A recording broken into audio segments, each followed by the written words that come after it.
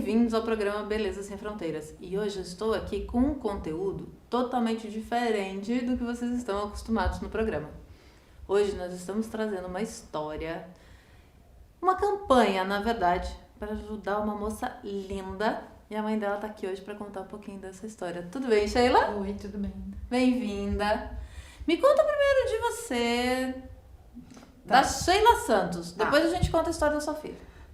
Eu sou formada em Física pela Universidade Federal do Paraná e divorciada e tenho duas filhas, a Carolina, que é a mais velha, e a Amanda, que foi o motivo, na verdade, pelo qual eu estou aqui. Né?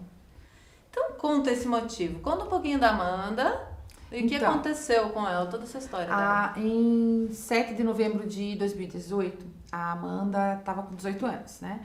E ela, do nada, aconteceu assim, que pra gente foi o maior susto, que ela, não se sabe como nem da onde, ela pegou essa bactéria da meningococcemia. E essa bactéria, ela age muito rápido. E a Amanda foi para o médico, eram umas 8 horas da manhã, e ao meio-dia ela já estava entubada e já entrou em coma. Então ela ficou em coma aí por 2 semanas. Os médicos demoraram quase 2 a 3 dias para descobrir o que era, na verdade, então eles não sabiam, né? Foi uma equipe de 17 médicos que atendeu a Amanda, e daí que chegou, né, No diagnóstico. no diagnóstico de que era a meningococcemia. A gente ficou com medo de como que ela voltaria, né, desse coma que foi induzido também, como que ela voltaria, quais as sequelas. Graças a Deus, as sequelas neurológicas não ocorreram, mas essa bactéria, ela age muito rápido e ela é muito, assim, ela é uma bactéria gravíssima, né, de 10 casos, geralmente 8 são óbitos, e a Amanda, graças a Deus, se salvou, mas o que aconteceu é como se fosse uma trombose. Então, os membros, as extremidades, né, das mãos, dos pés, sofreu como se fosse uma trombose, porque necrosou tudo, né? E daí, desde 2018 para cá, a gente vem lutando. Então, em 2019, ela teve que amputar os 4 dedos dos 2 pés. E daí, agora, dia 14 de maio desse ano, que foi a amputação para baixo do joelho da perna direita. E daí a perna esquerda ainda tem um pé equino, né? Então ele não tem uma angulação para ela poder apoiar o pé no chão para poder voltar a andar. Então lancei uma campanha assim, mas entre amigos, sabe? Né? Pelo WhatsApp, assim, só com os contatos mais próximos. E eu lancei essa arrecadação porque a gente foi em busca de várias próteses e como o caso dela é à parte, né, não é qualquer tipo de prótese, e por mais também o que ela já sofreu desde 2018, eu também não quero qualquer prótese, né, eu quero providenciar o melhor, que ela já sofreu muito desde 2018 até agora e continua sofrendo, né. Então eu lancei essa arrecadação, mas era uma arrecadação só entre os contatinhos meus mesmo, né, para poder ajudar. Na verdade, assim, gente, ela precisa de uma prótese específica, como a Sheila estava falando, para amputação do membro inferior, né? E aí o que acontece? Não é barato. E quando a gente só junta os nossos contatos, a gente não consegue esse valor total para poder buscar isso e dar essa condição para uma menina desse linda dessa idade, 21 anos, gente, vai passar as fotos dela aqui, vocês vão ver um pouquinho, conhecer um pouquinho da Amanda. E quando a Simone Kostiuk, que é do projeto Woman Time, me chamou, eu me achei no dever de ajudar. Por quê? Porque quando a gente se une, quando a gente se junta, a gente pode chegar mais longe. Quando a gente faz uma campanha dessa, só com os nossos contatos, a gente consegue atingir uma pequena faixa de pessoas e de repente não consigo o valor total que precisa. Mas eu quero aqui, hoje no programa Beleza Sem Fronteiras, que vocês conheçam um pouquinho da Amanda. A mãe dela contou a história dela aqui. Vocês vão conhecer mais um pouquinho. Nós vamos passar as redes sociais da Sheila, da Amanda, para vocês conhecerem toda essa história. Para quê? Para apoiar. Realmente, para assim, vamos fazer do Juntos Somos Mais Fortes realmente uma motivação. Porque Beleza Sem Fronteiras não é só beleza, não é só estética, é também, sim, a união de pessoas, histórias inspiradoras. E quando você vê a história de uma menina que hoje está com 21 anos de idade, que sobreviveu a uma superbactéria que 2 entre 10 pessoas conseguem isso, vale a pena ajudar. Então eu quero hoje, Mara Servieri, estou pedindo a vocês que conheçam essa história e se vocês sentirem no coração de vocês de ajudar a Amanda, sejam muito bem-vindos.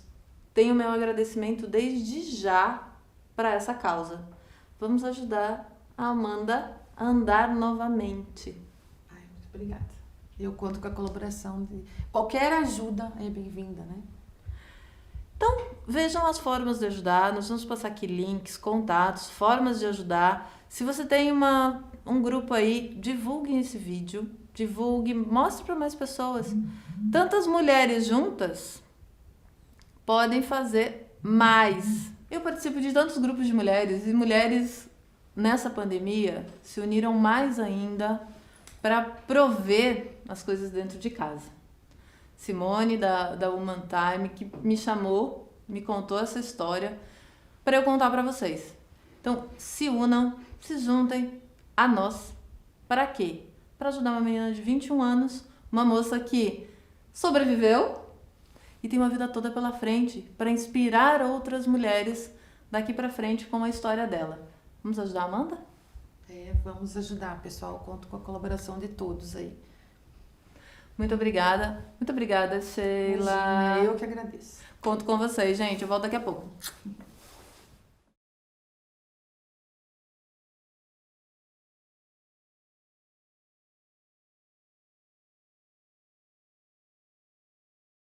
Olá! E eu estou aqui no Beleza Sem Fronteiras com uma figura maravilhoso, Gerson Deliano, um artista completo. É ator, é roteirista, diretor, produtor de arte. Conta um pouquinho pra mim dessa de todo esse currículo. Eu tenho uma equipe grande de Gersons, né? Eles vivem comigo. E tem um pra fazer cada coisa. Porque eu descobri que tinha que ser assim, né? Não tinha outro jeito. Né? Você pode contar com os outros, às vezes não pode e o trabalho tem que continuar, né? Você me contou que você saiu da faculdade de teatro com uma visão. Conta pra mim como foi isso. Não, eu falei, tô formado e desempregado, que bom. Porque era isso, né? Era isso. Eu descobri que ator, ele tá sempre desempregado. Ele tem trabalho. E o trabalho dura 3 meses, às vezes você pega uma Globo, faz um contrato de 1 ano. Mas é isso também, vai ter que renovar depois ou não. Dependendo do que você fez durante o ano. Se foi comportado, eles renovam. Senão você não. Você falou uma coisinha, já acontece, né? A vida é assim.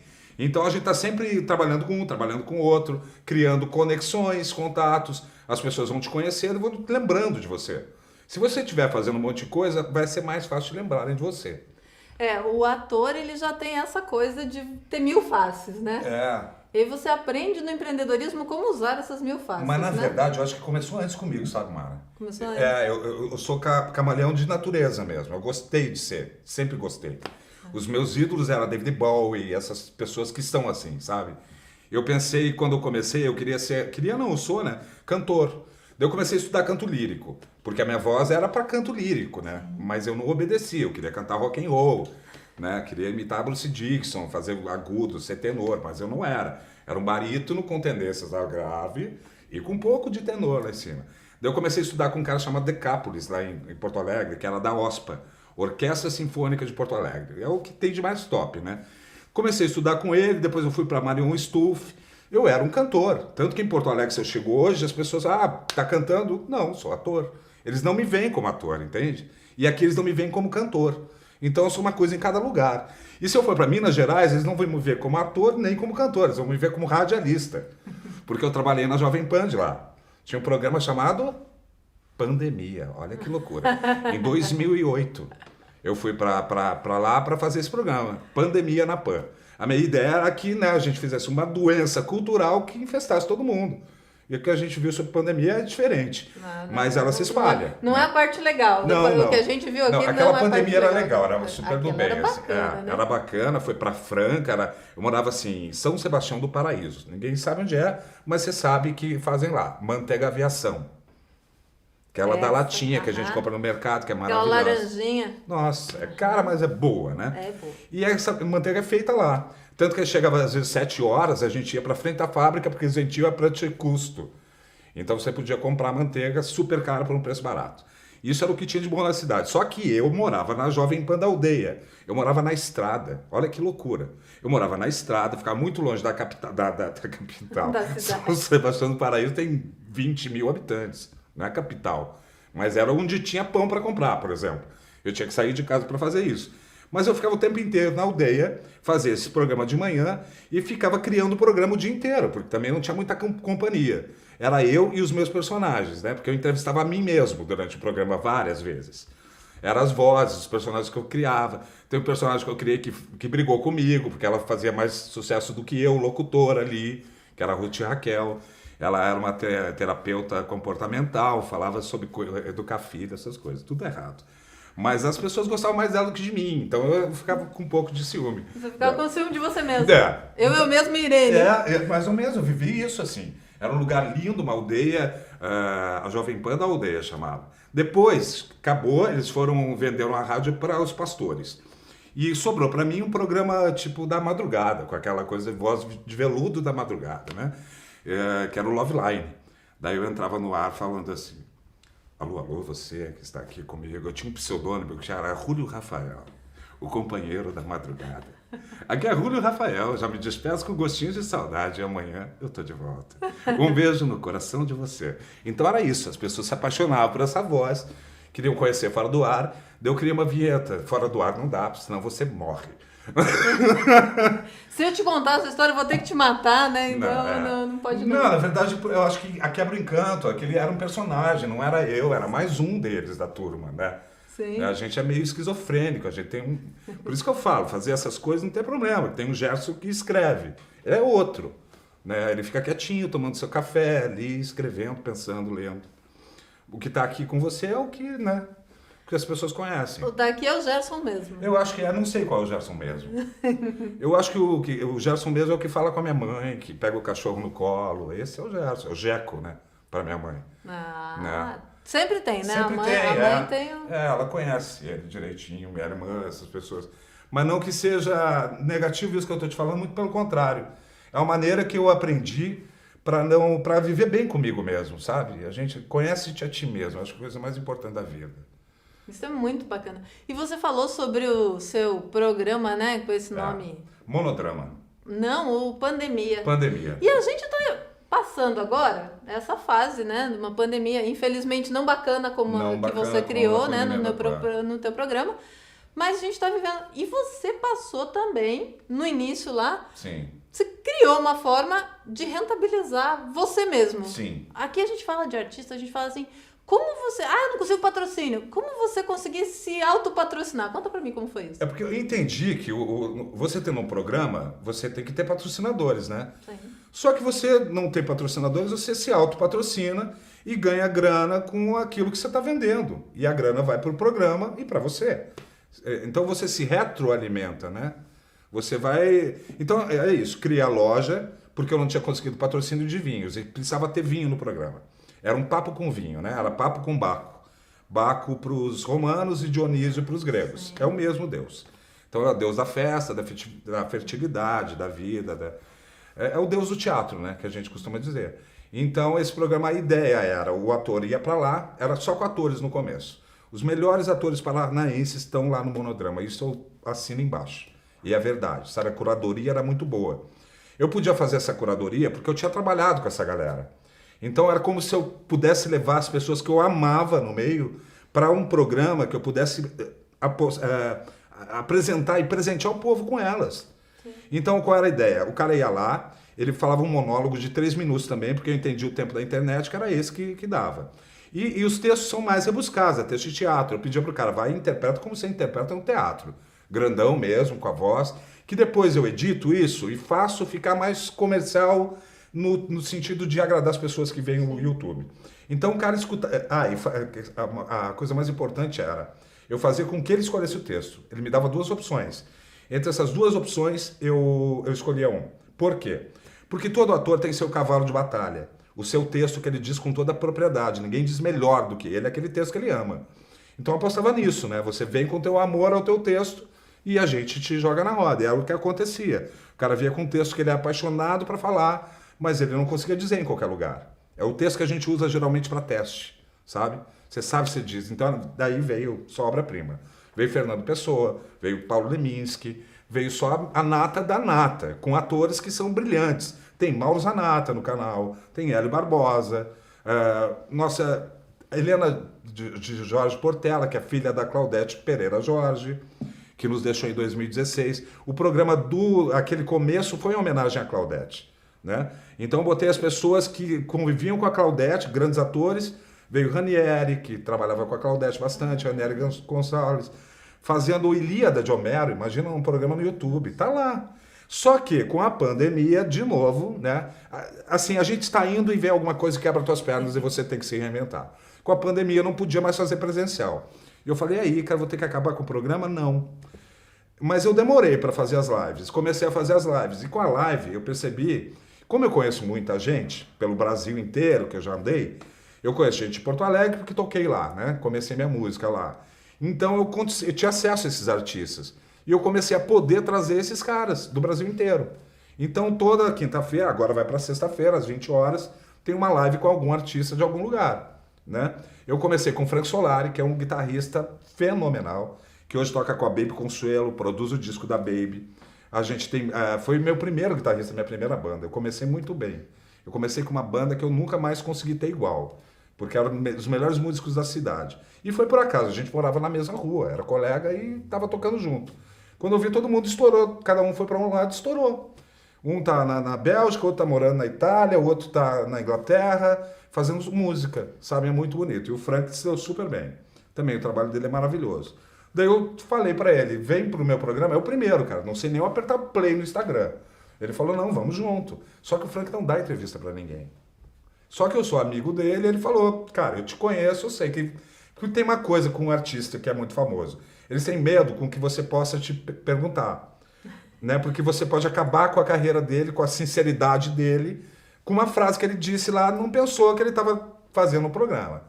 Ele achou que estava tão à vontade. Às vezes é mais fácil perguntar assim, o que eu não posso perguntar, né? O meu colega, o João, ele sempre fala assim, o que eu não posso te perguntar? Isso aí. O que não devo perguntar a você, né? E eu vejo isso bem na boa, sabe, Mara? Eu super respeito, assim, o cara não quer falar, não vai falar. Não. E como o programa era presencial e era gravado, às vezes acontecia de eu tocar num assunto, a pessoa, pá, já não quero falar do meu ex-marido, por exemplo, né? Uhum. Eu tava falando com a menina e falei, ele é meu ex-marido, eu não quero falar dele. Eu falei, tá, legal, vamos voltar, a gente começa de novo. Ao vivo não dá. Ao vivo não dá. Então você tem que ser rápido, né? Realmente, você pergunta, eu vou falar sobre isso e isso. Ok, ok. Então a gente, em cima daquilo ali, é como se fosse jazz. Improvisa em cima daquilo, mas não sai daquelas notas, né? É tudo combinado. E assim, eu acho que a credibilidade que você passa para a pessoa e a confiança é a primeira coisa que faz ele aceitar o convite. Eu falo que é muito mais fácil você vir por indicação. Você aceitar uma entrevista dessa, você aceitar falar sobre você, né?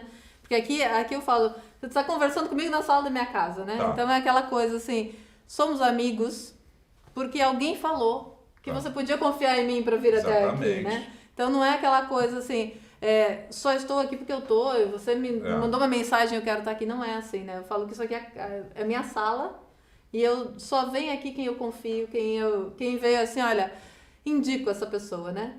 Só que você criou essa forma de se autopatrocinar. Como foi? Daí não tinha a questão do vinho, não tinha quem pagasse o vinho em programa e já não tinha mais grana para comprar toda semana vinho. Daí eu falei, cara, tem uma graninha lá guardada, eu vou montar uma loja na minha casa, né? Antes de pintar coisa do delivery. Eu tinha ganho muito dinheiro se eu pudesse trabalhar na pandemia.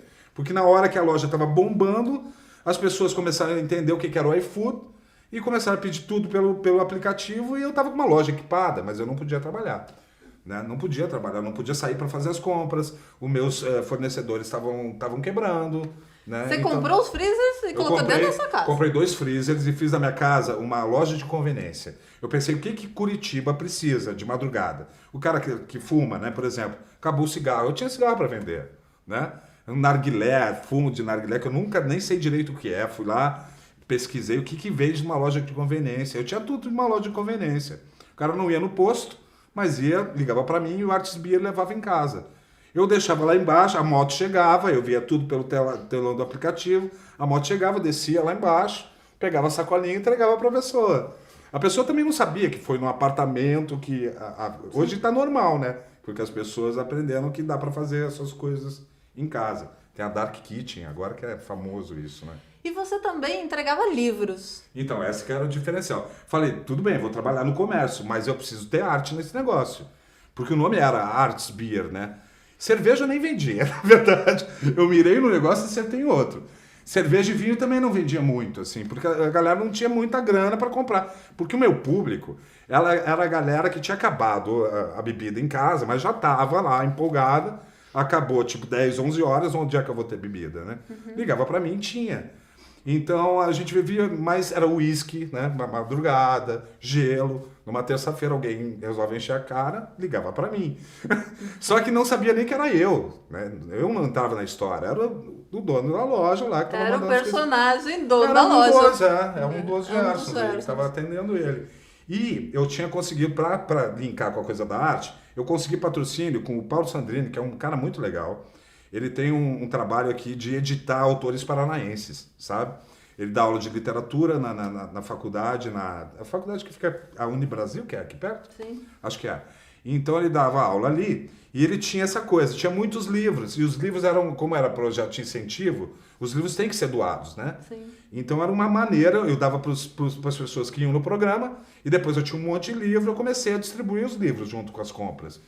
Mas não estava atrelado a valor. A pessoa comprava uma Coca-Cola e ganhava um livro que era um calhamaço que valia 3 vezes mais. Mas não há problema, porque daí a reação era muito boa. Porque a pessoa não estava esperando o livro. Chegava livro e um pacotinho de bala sempre. Então tinha esse carinho, daí ele comprava sempre comigo.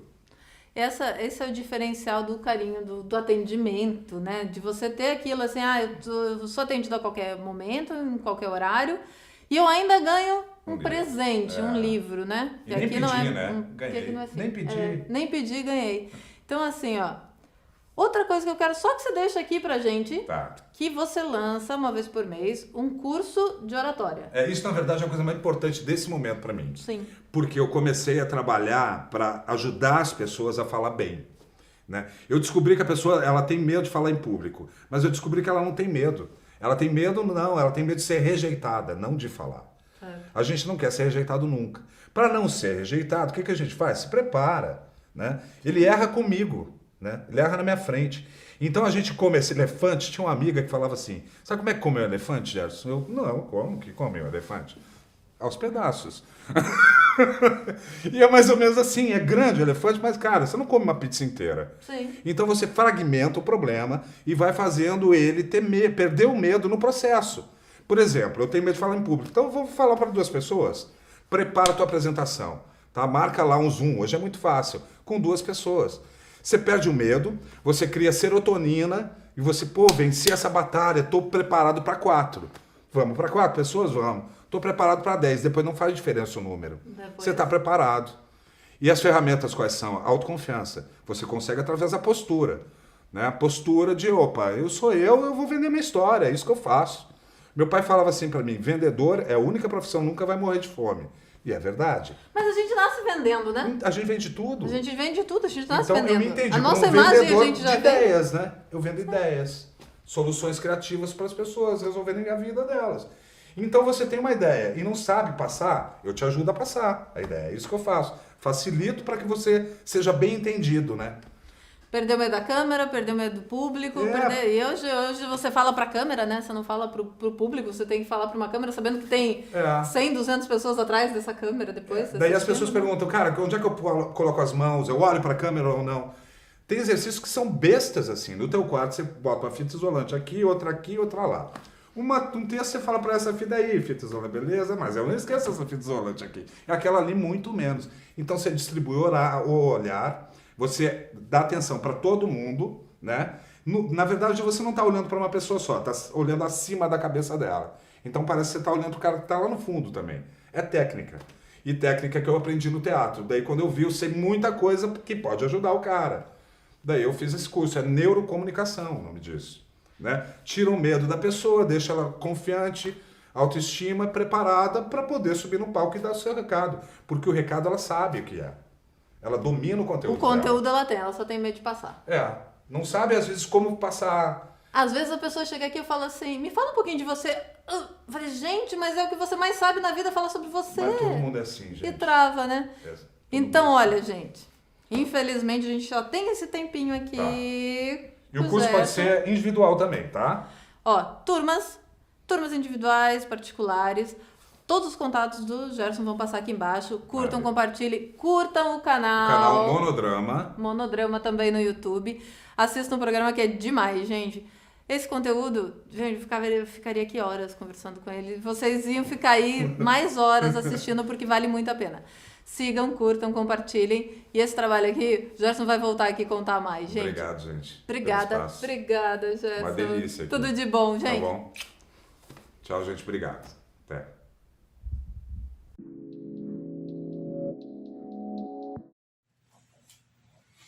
Olá, pessoal! Super dica da semana com Cibele Beck da Estilo C. Tudo bem? Tudo bem, Mara? Olá, gente. Olha só, a dica da semana é a utilização da blusa cropped. Essa peça que é polêmica, mas que, se utilizada de uma forma estratégica, pode sim trazer muita elegância, glamour e sensualidade para você que se identifica com esse estilo. Olha só a composição da Mara. A gente colocou aqui um conjunto coral em linho, tá? Cropped com calça alta. Dica 1, que é muito importante. Sempre cos alto na parte de baixo, seja saia, calça, tá bom?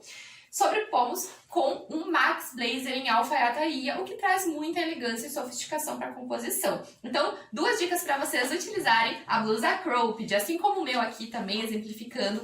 Eu coloquei a calça xadrez, cos super alta, blusa cropped, sobrepus com Max Blazer também em alfaiataria preto. Então, arrasem com essa dica. Se vocês querem esses looks estilo, você pode utilizar esse cupom aqui, né, Mara? E o que mais? Diga pra gente de onde você tá assistindo esse vídeo. Isso aí! Conta pra gente. Até a próxima semana.